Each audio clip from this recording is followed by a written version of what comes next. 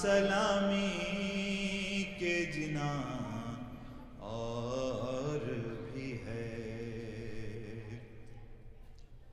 اور نام شبیر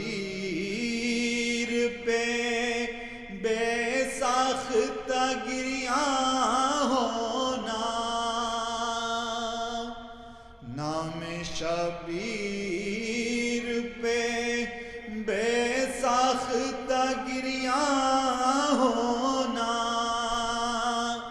بعد کلمے کے یہ ایمان کا نشان اور بھی ہے. کربلا دیکھ کے ہم سمجھے کہ ہاں اور بھی ہے.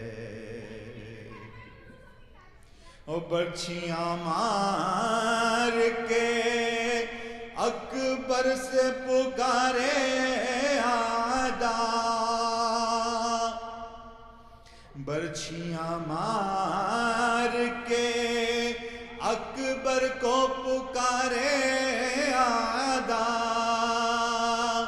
شہ سے پوچھو کوئی فرزند جوان اور بھی ہے. کون قائل تھا سلامی کے جنا اور بھی ہے. اللہ کے ششماہ کو ہاتھوں پہ پکارے مولا، لا کے ششماہ کو ہاتھوں پہ پکارے مولا. نظر حق کے لیے یہ غنچہ دہاں اور بھی ہے. کون قائل تھا سلامی کے جنا اور بھی ہے. او بال کھولے ہوئے لاش پہ جو آئی زہرا، بال کھولے ہوئے لاش پہ جو آئی زہرا، کھل گیا ہر پہ دمے نزع کے ہاں اور بھی ہے. کون قائل تھا سلامی کے جنا اور بھی ہے. اور ہتھ کڑی بیڑیاں پہنا کے عدو کہتے تھے، ہتھ کڑی بیڑیاں پہنا کے عدو کہتے تھے. دیکھ بیمار ابھی طوق گراں اور بھی ہے. کون قائل تھا سلامی کے جنا اور بھی. نیلے رخساروں پہ کانوں سے لہو جاری ہے، نیل رخساروں پہ کانوں سے لہو جاری ہے. گردن بالی سکینہ پہ نشان اور بھی ہے. کون قائل تھا سلامی کے جنا اور بھی ہے. کربلا دیکھ کے ہم سمجھے کہ ہاں اور بھی ہے. محمد وآل محمد صلوات.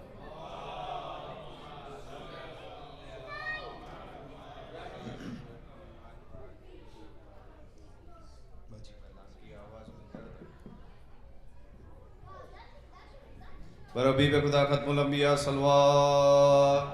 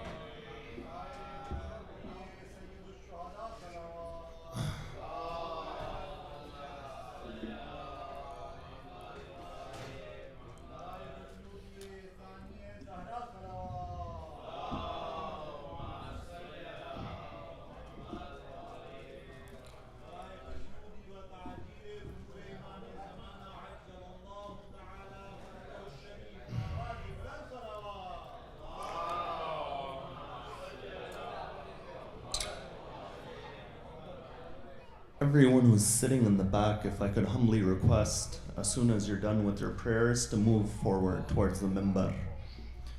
رحم الله من قرأ سورة الفاتحة. بسم الله الرحمن الرحيم. الحمد لله رب العالمين الرحمن الرحيم مالك يوم الدين إياك اهدنا الصراط المستقيم صراط الذين أنعمت عليهم غير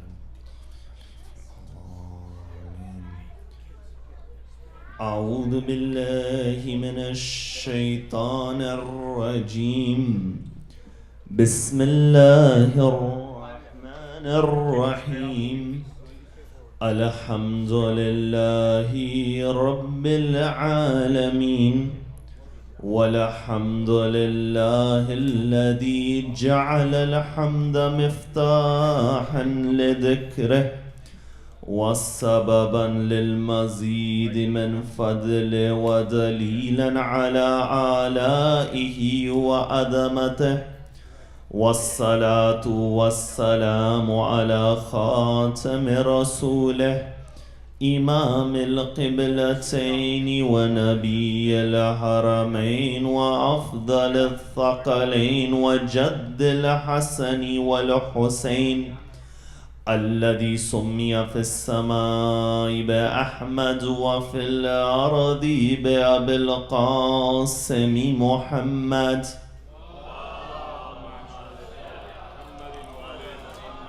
وعلى أهل بيته الطيبين الطاهرين المعصومين الصادقين والذين ذهب الله عنهم الرجس وطهرهم تطهيرا.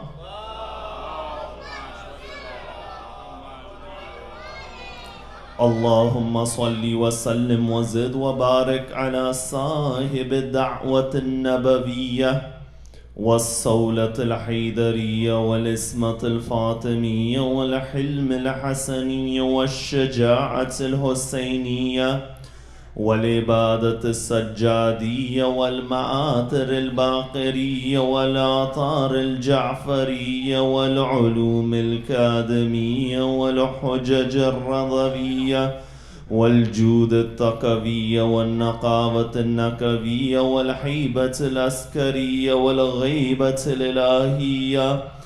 اللهم عجل فرجه وسهل مخرجه.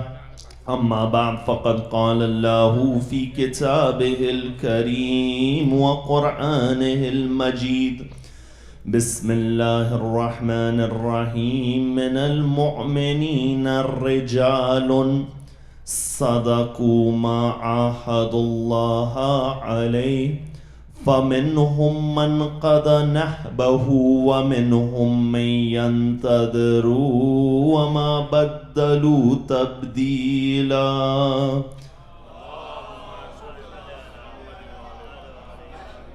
For the love of Ahlul Bayt alayhim as-salam, sallu ala Muhammad wa ali Muhammad. For the love of Fatima al-Zahra in particular, a second salawat ala Muhammad wa ali Muhammad. For the hastening of the reappearance of the master of our time, a louder salawat ala Muhammad wa ali Muhammad.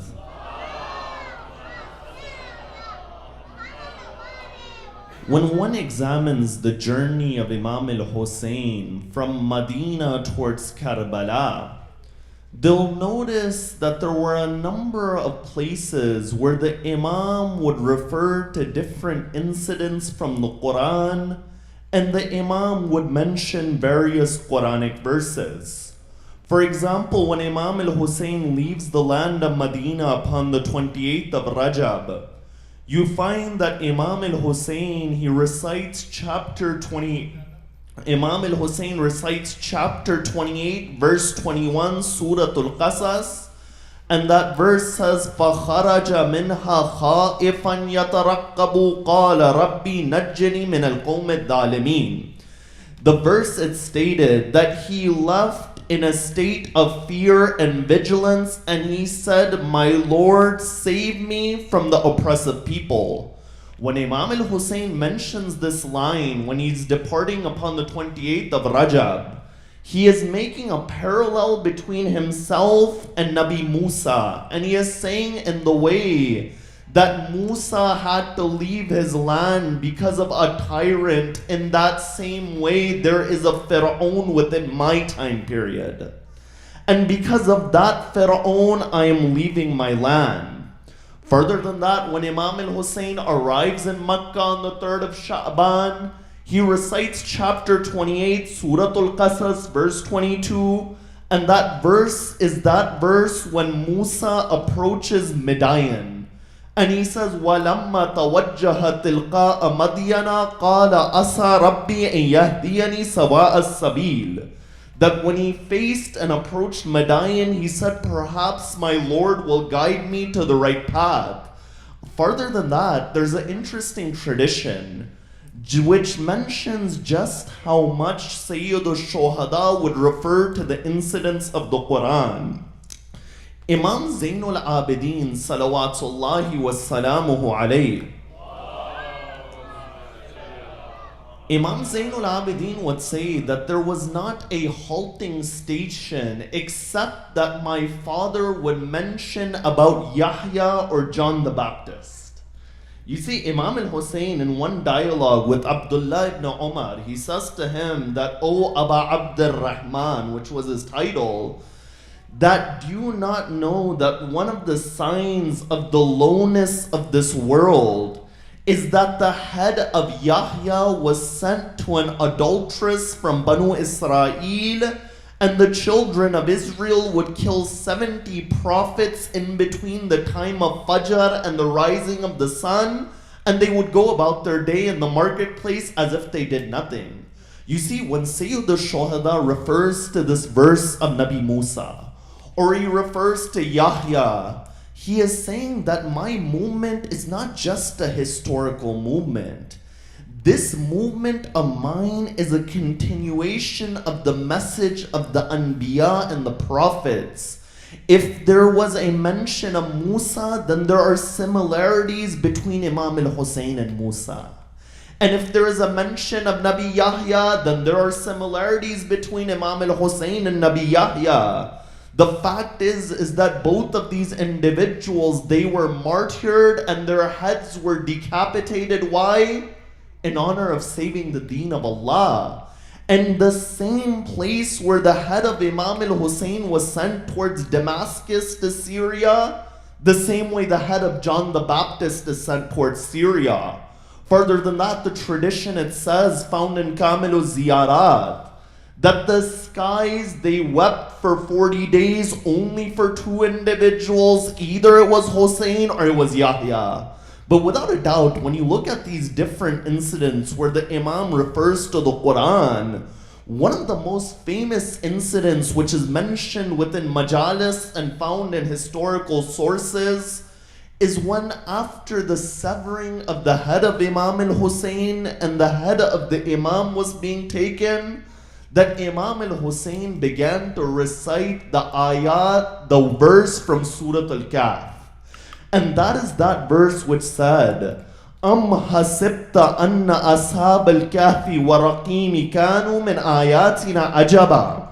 That do you suppose that the people of the cave and the inscription are from amongst our astonishing signs?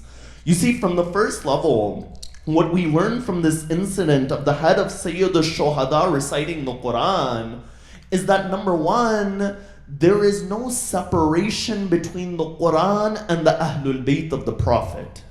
There were other individuals, for example, upon the day of Siffin, who put the Quran upon a spear.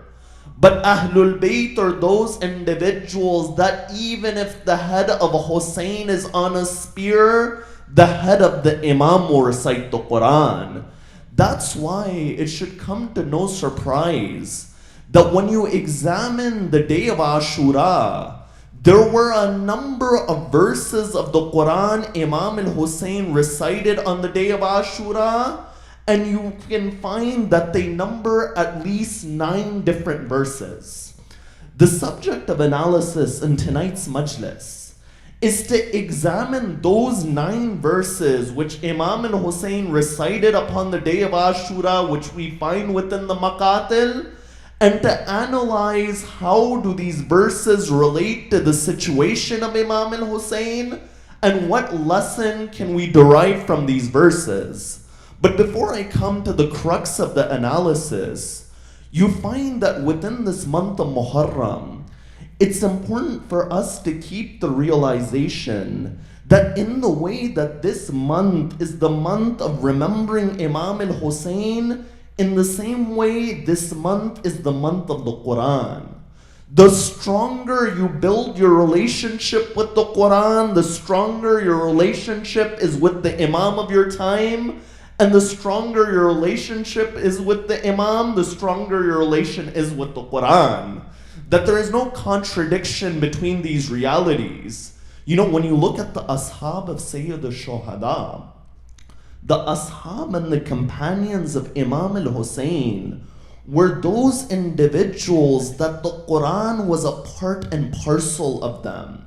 The Quran wasn't just a book that they would recite superficially or on the outward, but rather the Quran was a part and parcel of their very being. You know, one of the companions of Imam al-Hussein was an individual by the name of Burayr ibn al-Khudayr. Burayr was an individual that when Tabari would write, he would say that Burayr was Sayyid al-Qurra bil-Kufa, that he was the best of the Quran reciters in Kufa, and he would say Aqra'un nas bi zamanihi, and in his time he was the most well understood person of the Quran. You see, even on the day of Ashura, when the army of Umar bin Saad was attacking Burayr, one individual, the man who was attacking him, says that, why don't you come and fight Burayr? The narrator at that point, Afif ibn Zuhair, he replies by saying that, do you not know that this is that Burayr who would recite the Quran to us in the mosque of Kufa?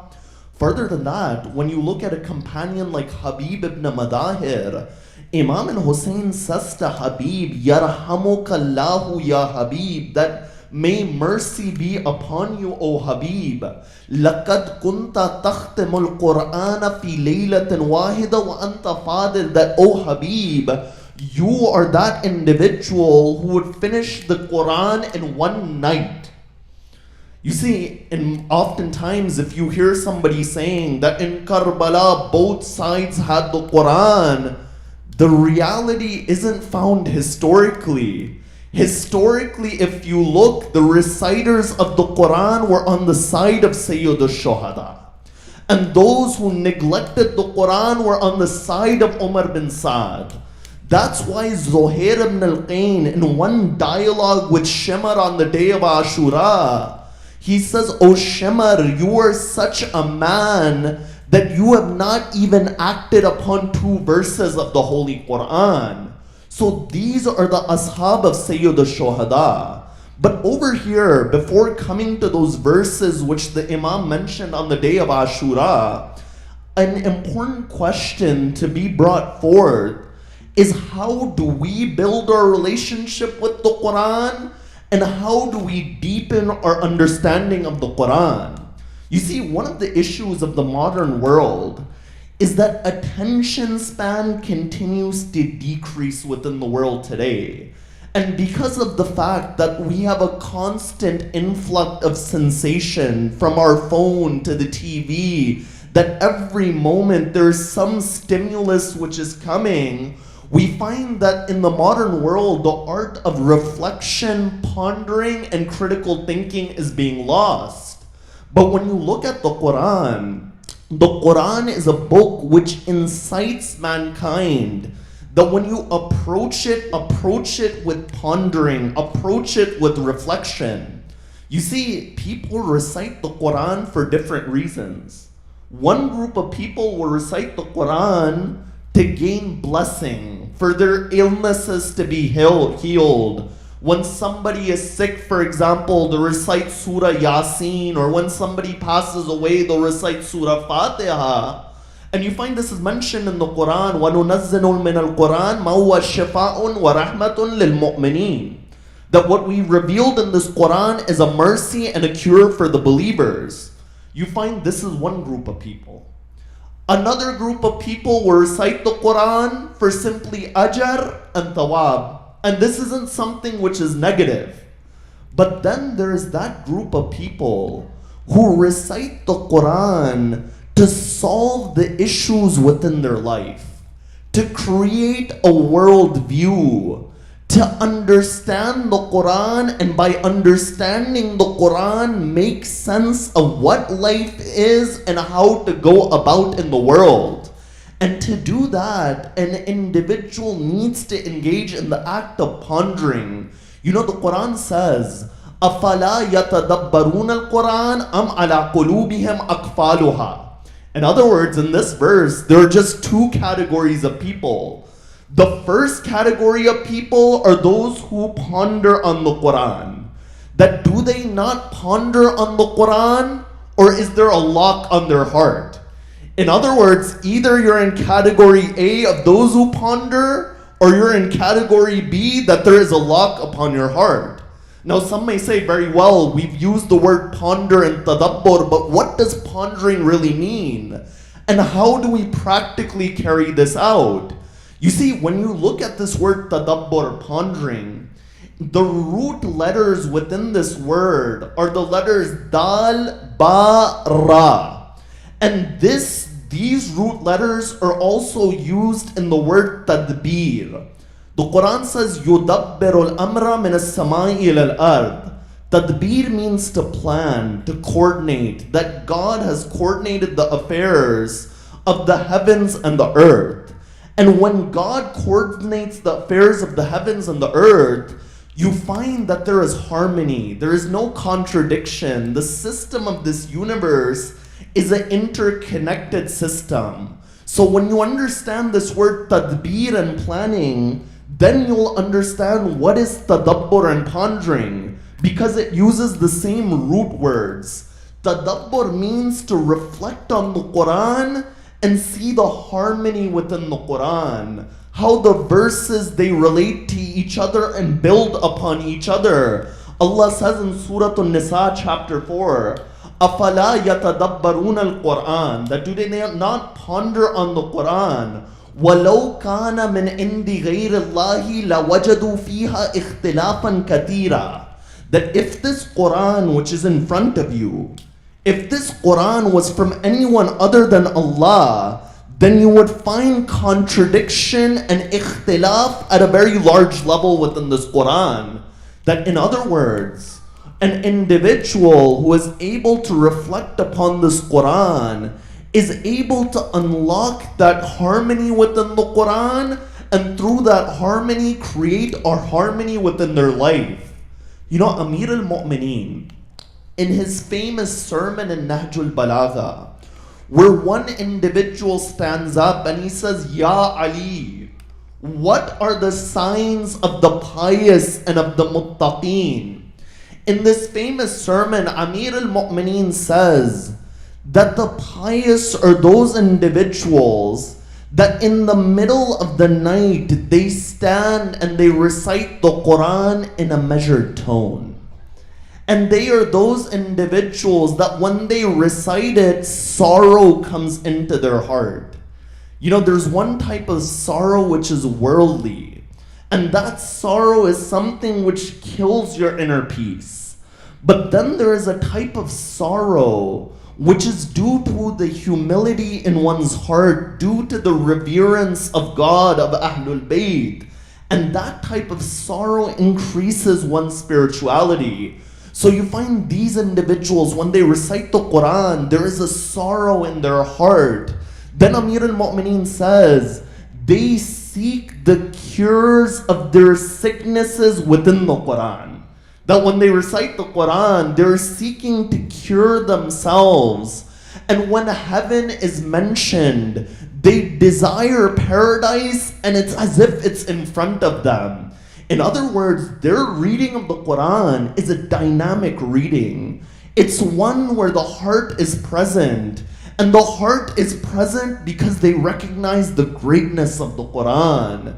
And what can I say about the greatness of the Quran except for the fact that on the 9th of Muharram, the tradition says about Shab-e Ashura, Laylatul Ashura, that when individuals would go past the tents of Imam al-Hussein, they would hear the Quran recited as if it was the buzzing of the bees.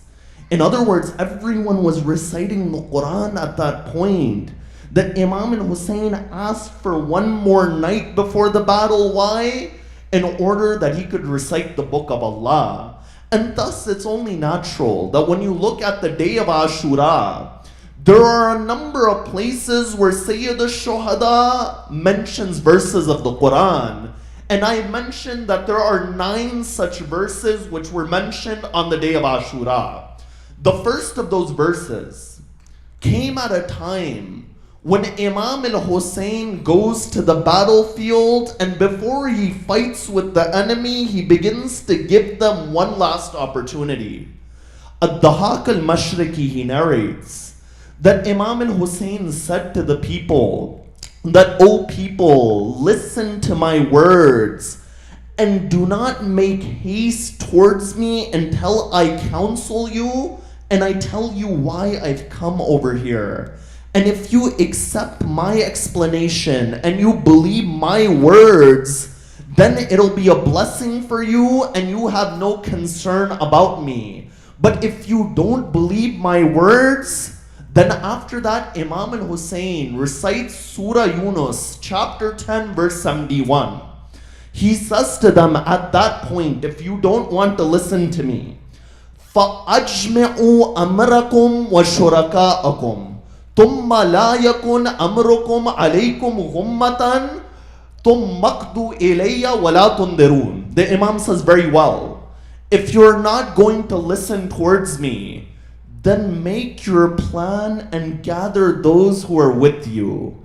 And once you make your plan and gather those who are with you, don't hide it. Come out to the open, carry it out against me, and do not wait.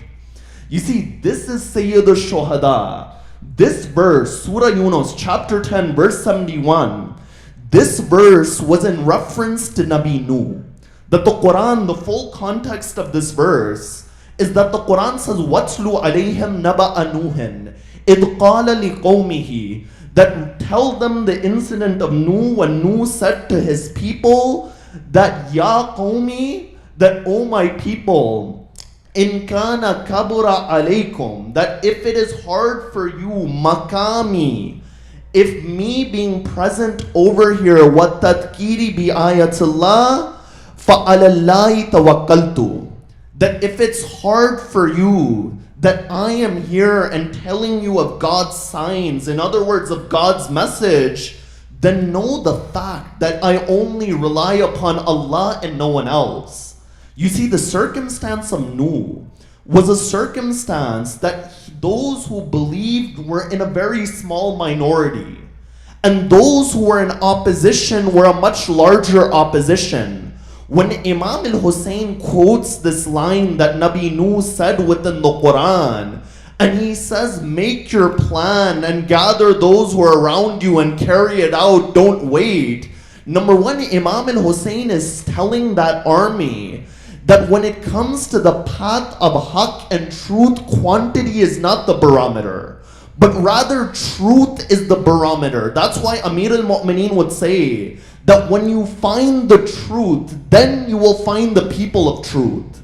Sayyid al-Shuhada is showing that in the same way when Nuh would preach the message of Tawheed and the message of God and he was in the minority, even though my companions, they number 72 today, in the way Nuh relied upon God, I rely upon Allah as well. You see, Hussein is the one that was called Safinatun Najat. That Hussein is the ark of salvation. But you know, there is a difference between that ark which Noah had, which would lead to salvation, and the ark of Hussein. Because to board the ark of Nuh, you had to be there at a particular place at a particular time. But when it comes to Hussein's Safinatun Najat, you find that this door was open from the day of Ashura until the day of Qiyamah. That this is Hussein. This is Sayyid al-Shuhada. I remember they asked, there was a non-Shia scholar, they said to him that, oh man, you commemorate the martyrdom of Hussein. Are you Shia or are you Sunni? He replies by saying, after Karbala, either you're with Hussein or you're against Hussein. And after I read about Karbala, I was with Hussein. So you find that that is that barometer. That the ark of Hussein, the door is open until the day of judgment. But there is a difference. When it came to the ark of Nuh, the ark of Nuh would save from a physical bala and trial. But the ark of Hussein saves an individual from every spiritual challenge. That's why Sheikh Jaffar Shushtari, he wrote a book called Khasa'is al-Husayniyah. And in there, he wrote about all of those different attributes which are unique to Imam Hussein. And within that book, he writes that the majlis of Imam al-Hussein is like the maqam of Muzdalifah. You know, Muzdalifah at Hajj is that spot where you throw the stones upon the pillars of the shayateen. He says that the majlis of Hussein is like Muzdalifah. What does that mean? You know, when you go to Hajj and you throw those stones at the shayateen, on the outward you're pelting those rocks. But the inner spiritual meaning is that you are throwing those negative habits out of your life when you're pelting that stone. He says the majlis of Hussein is Muzdalifah. That when you come to this majlis, you find those vices which are within a person, those begin to become clean and you seek to remove them from you. So Sayyid al-Shuhada, the first verse in this dialogue he mentioned was that verse, Surah 10, verse 71. But after Imam al-Hussein mentions this verse, then he mentions chapter 2, verse 197, and he says, Inna wali Allah alladhi nazzala al-kitab wa huwa yatawalla salihin. The Imam says, indeed my wali, and wali in this context comes in the sense of protector. He says, indeed my protector is Allah who revealed the book, and Allah is the protector of those who are righteous. You see, this verse is an answer to the bravery of Imam al-Hussein. That Imam al-Hussein is surrounded by an army of 30,000. And when they don't listen, the Imam says, make your plot and bring those who are with you and carry it out against me. That how can an individual have so much bravery? The answer is that Sayyid al-Shuhada is saying, my protector is Allah. That Imam al-Hussein has this recognition that when one is there and has that trust in God, then the fear of this world is removed from that individual. You know, whenever you have a trial, oftentimes we think that there is no way I'm gonna get out of this mess. But you find that within the realm of God, everything is there. And nothing is outside of His hand. The moment you put your trust in Him, you find that the doors of solutions, they never close upon you. So you find that these are the first two verses which Imam al-Hussein mentions upon the day of Ashura. After that, the third verse of Sayyid al-Shuhada comes in a discussion where Imam al-Hussein, he begins to admonish the other side. And when he admonishes the other side, he says to them that, "O individuals, know that this world is a temporal world. Its bounties, they fade away, and its freshness, it goes away. If you are to take from this world, then take your provision for the hereafter, for this world is a world which will finish." Imam al-Hussein, as he reminds these individuals, that what are you sacrificing your hereafter for?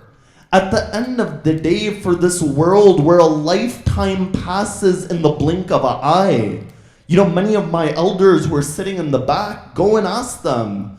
They'll say it's as if it was yesterday we were in India or Pakistan and we were 20 years old. And in the blink of an eye, a lifetime it passes. And in the same way, it happens to us as well. But Imam al-Hussein is saying that take from this world that for the hereafter. And then after that, he recites the verse of the Quran, وَتَزَوَّدُوا فَإِنَّ خَيْرَ الزَّادِ التَّقْوَى. The Imam says, take your provisions. The verse of the Quran is saying, take your provisions, but the best provision is the provision of taqwa and God consciousness. You know, Imam Ali in Nahjul Balagha, he gives an example about what it means to have taqwa and to help others. He says, imagine you're going on a journey, and I'm paraphrasing the idea in my own words so everyone can understand. The Imam is saying, imagine you have a journey, and you have some luggage with you.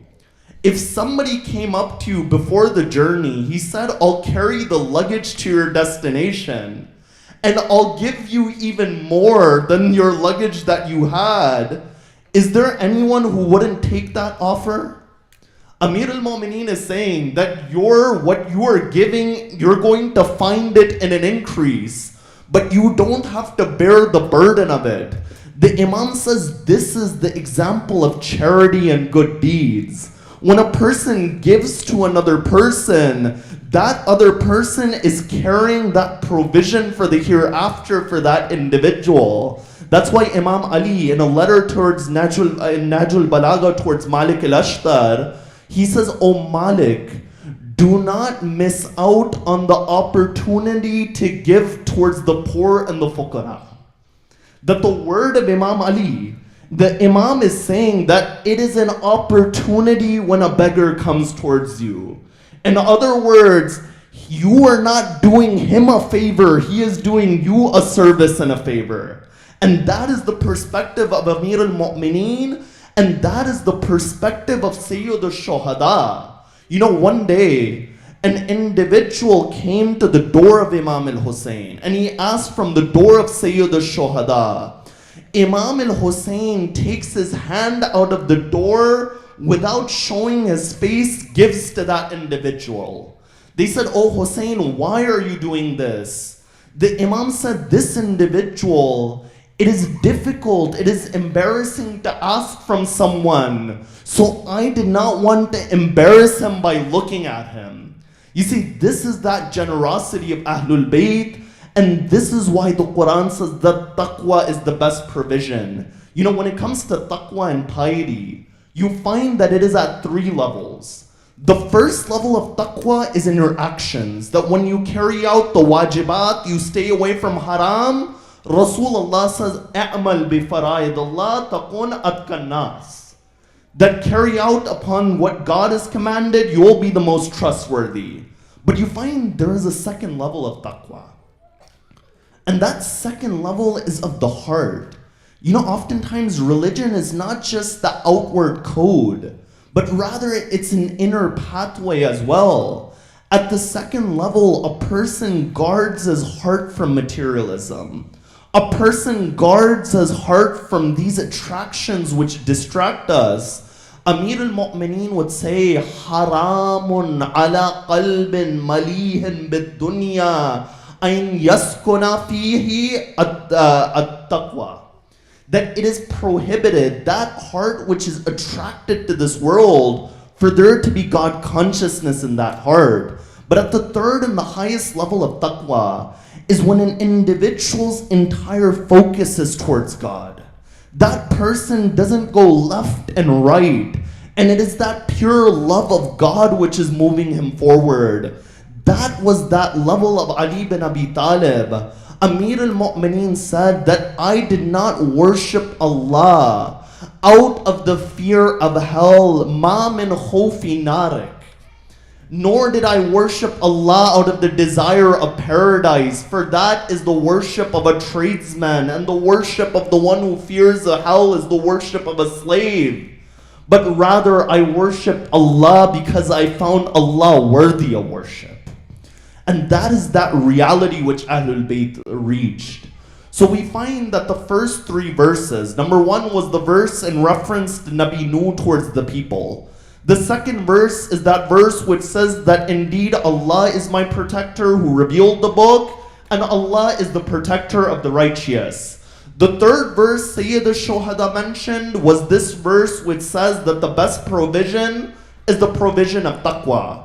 The fourth verse that Imam al-Hussein mentions on the day of Ashura takes place when he begins to give a sermon to the army of Umar bin Sa'd. As I said before, time and time again, Imam al-Hussein would preach to the other side to give them an opportunity.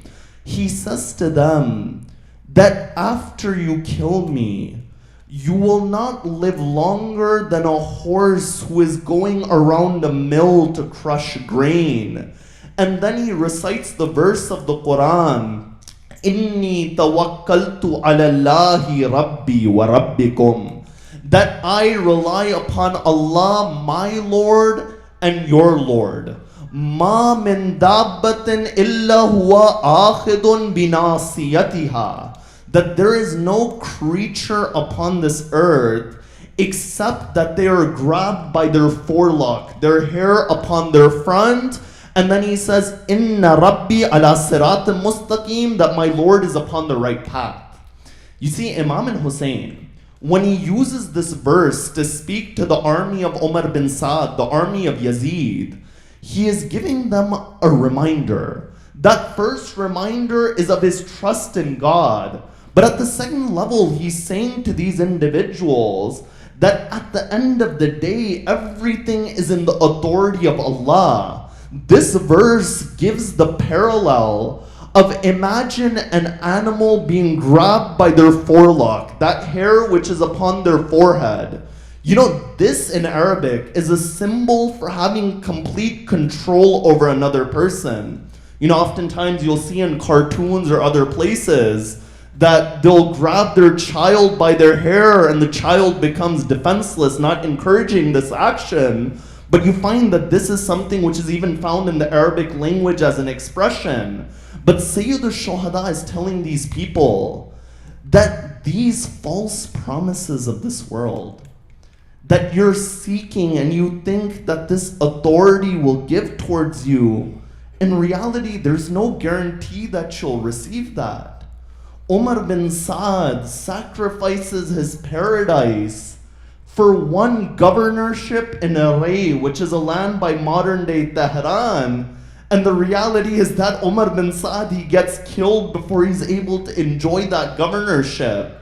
In the same way, this is the reality of this world. So you find this was the fourth verse, which was mentioned by Imam al-Hussein upon the day of Ashura. The fifth and the sixth verses that the Imam mentions upon that day occur upon the martyrdom of Ali Akbar alayhi salam. When Ali Akbar was killed upon the day of Ashura, Imam al-Hussein looks towards Umar bin Sa'd and he says to Umar bin Sa'd that may the la'na of Allah be upon you. And may Allah end your progeny in the way you killed my progeny. Then after that, he recites chapter 3, verse 33 and verse 34. What those verses they stated is Inna Allah istafa Adama wa Nuhan wa ala Ibrahim wa ala Imrana ala al-alameen. Durriyatam ba'duha min ba'dan wallahu samiyun alim. This verse says that Allah had chosen Adam and Nuh and the progeny of Abraham and the progeny of Imran over everyone else, a progeny one after another, and Allah is the one who is all seeing and all hearing. You know, the ulama, they said, the fact that Sayyid al-Shuhada recites this verse after the martyrdom of Ali Akbar is to show the status of Ali Akbar alayhi salam. In other words, the Imam is saying that even though he is not a prophet, even though he is not an Imam, Ali Akbar was a continuation of that line, Inna Allah istafa Adama wa Nuhan wa ala Ibrahim. You know, what does it mean to choose somebody? This word istafa comes in Arabic from the word sufu. And the word sufu means that when you burn metal, and when you burn that metal and the impurities, they go away, that is what is called sufu. And from that, you have the word which is related to the choosing of God. In other words, if anyone is from this line of nubuwah, then isma and infallibility is a condition for those who are going to carry out the guidance of God. So Imam al-Hussein mentions this as the 5th and the 6th verse. The 7th verse, which Imam al-Hussein mentions upon the day of Ashura, is when one of the individuals on the side of Umar bin Sa'd, he says to the Imam that, "O Hussein, we will not give you any water. And in reality, you will drink from the water of hell, and that boiling water will be your final destination." Imam al-Hussein replies by saying, "No, you're mistaken. My final destination will be next to my grandfather Rasulullah. And where I will sit," he recites the verse from chapter 54, "Fi maq'adi sidkin in the Malikin Muqtadir," that I will sit in that spot of truthfulness. In other words, that spot where the truthful they sit, or that spot of contentment in front of the omnipotent king, looking upon his reality. Imam al-Hussein says, "This is my reality." And then after that, the next verse he recites, وَأَنْهَارٌ مِّن مَاءٍ غَيْرَ أَنِسٍ, and I will drink from that water which has no impurities in it. So up to this point, we find that we've examined 8 verses which Imam al-Hussein mentioned on the day of Ashura. But there was one verse that Imam al-Hussein, not only did he mention it one time, but according to the manaqib of Ibn Sharashub, every time the companions of Imam al-Hussein would go, they would bid farewell to Imam al-Hussein, and Imam al-Hussein would recite this ayat of the Quran. And that is that verse, which is verse number 23 of chapter 33, Surah Al-Ahzab. You know what the Imam would say to his companions? Every time they would go, the Imam would say, مِنَ الْمُؤْمِنِينَ رِجَالٌ صَدَقُوا عَلَىٰ أَحَدُ اللَّهَ عَلَيْهِ, that amongst the believers are those individuals who were truthful to that covenant they made with their Lord. فَمِنْهُمْ مَنْ قَضَى نَحْبَهُ, and amongst them are those who fulfilled their vow. وَمِنْهُمْ مَنْ يَنْتَظِرُ, and there are others who are waiting. وَمَا بَدَّلُوا تَبْدِيلًا, and they won't change. You see, this verse of the Quran, those who fulfilled their vows, when it said there is a group who fulfilled their vows, that is in reference to those who achieved martyrdom. And those who were steadfast were those who were with Rasulullah in all of those battles, and they remained steadfast. But when there was a group that remained steadfast, one was martyred, there was another group who would wait and they wouldn't change. Every time the ashab of Sayyid al-Shuhada would go, the Imam would say, there is one who's fulfilled their covenant. But there are more of my companions who are waiting, and this group, it doesn't change. That this is the reality of the ashab of Sayyid al-Shuhada. That he would recite this ayat when Muslim bin Awsaja would come. And he would recite this ayat over other companions. But amongst those individuals, the Imam would recite this verse for were the children of Sayyida Zainab and Muhammad. You see, what is the musibah of a mother? You know, a mother is that person that when her son doesn't come home, that mother doesn't sleep at night. That mother waits by the door. She doesn't find comfort until her children are there. But I say salam be upon Zainab, that after Karbala, the lineage of Sayyida Zainab was no more after Karbala. Sayyida Zainab is the one that she sacrificed her children so Imam Zainul Abidin could live. She sacrificed her children so there's somebody from the lineage of Imam al-Hussein. And each time she would speak to her children, she would say, remember Hussein. You know, even on the night before Ashura, each of the women would speak to their children. Sayyida Zainab would say, oh Muhammad, I know you're from the lineage of Ali bin Abi Talib. And I know that you're from the lineage of Jaffar al-Tayyar. And I know when tomorrow comes, you'll reach the Furat. But when you get to the Furat, remember Sakina and Ali Asghar, don't drink from that water. You know, when the day of Ashura it came, these children, they asked permission from Imam al-Hussein. Imam al-Hussein gave them permission. They would go to the battlefield, and when they would go to the battlefield, it stated when an arrow would come to on, Muhammad would stand in front. And when a sword would go towards Muhammad, on would stand in front. But one point it comes, both of them are struck to the ground. They say, oh, our uncles Hussein, oh, Abbas.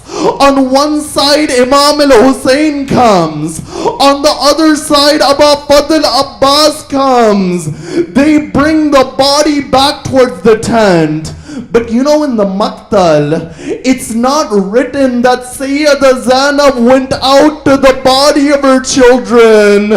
If it's written in the Maktal, it's only written that when Ali Akbar fell on the ground, Zainab would go and fall on the body of Ali Akbar.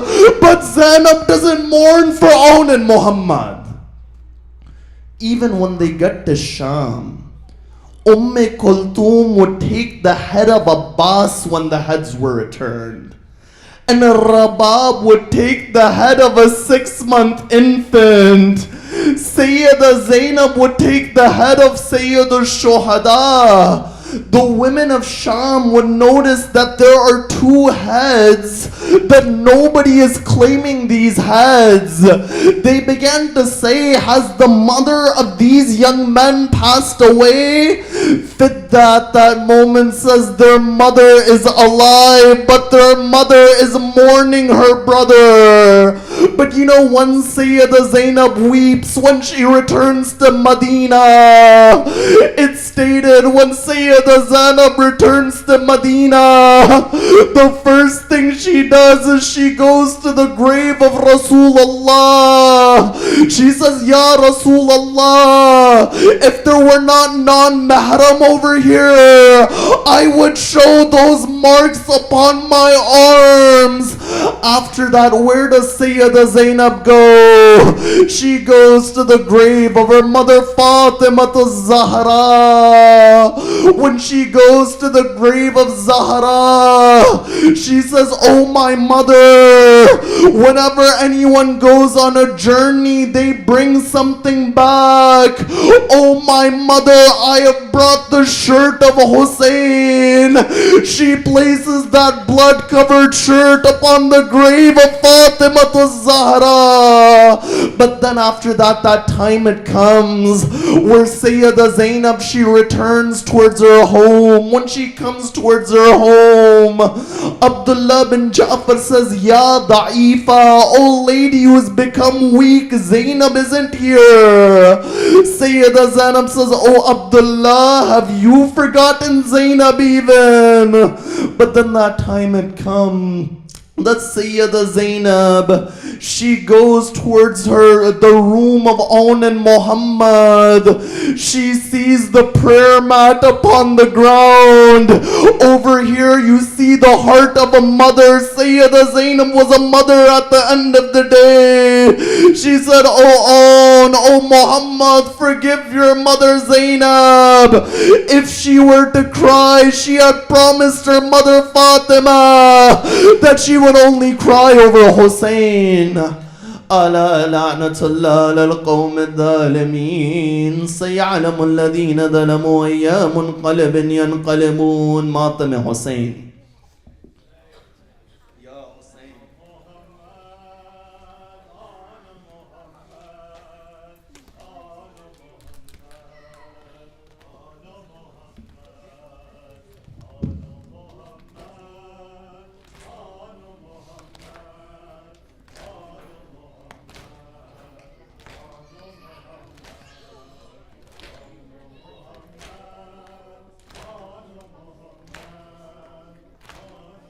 Ya Hussein, Ya Hussein, Ya Hussein.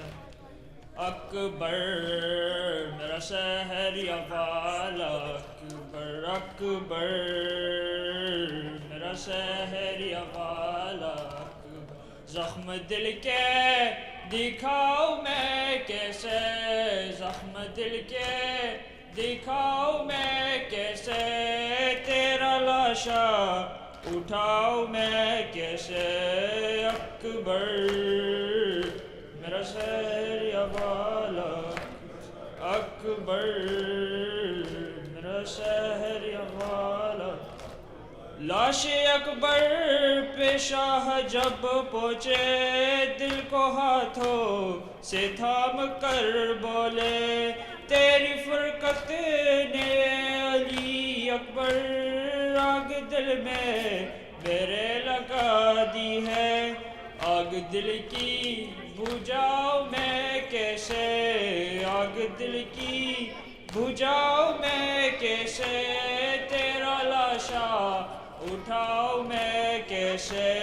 اکبر میرا شہر یا والا, اکبر میرا شہر یا والا.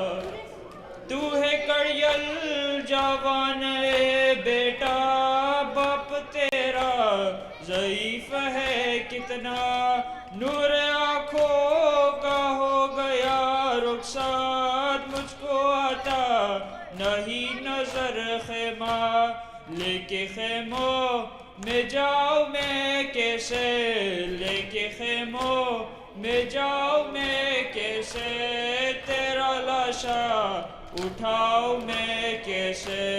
اکبر میرا شہر یا والا, اکبر اکبر میرا شہر یا والا. جس نے 18 سال پالا تھا, کیسے دیکھے وہ تیرا لاشا تیری شادی کا تھا جسے ارمان کیسے جھیلے گی وہ تیرا صدمہ تیری ماں کو بتاؤ میں کیسے تیری ماں کو بتاؤ میں کیسے تیرا لاشا اٹھاؤ میں کیسے اکبر میرا شہر آباد